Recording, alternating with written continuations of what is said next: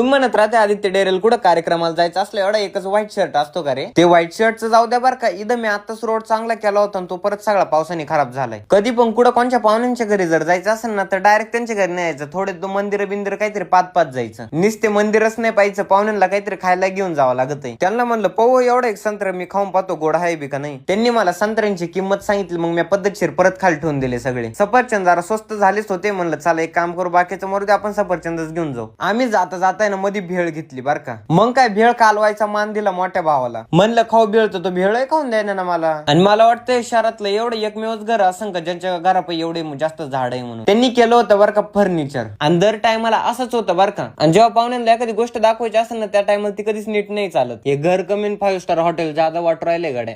चालू त्या लांब पोरांनी पण माझ्यासोबत फोटो काढले बरं का. त्याच्यानंतर पुढच्या पाहुण्यांच्या घरी गेलो, त्यांची इथं ठेवलं होते कोणती तरी बाहुली, ते कोणतं होतं ते मलाही नाही कळालं. ते जरा लईच रागानं पाहत होतं, मग काय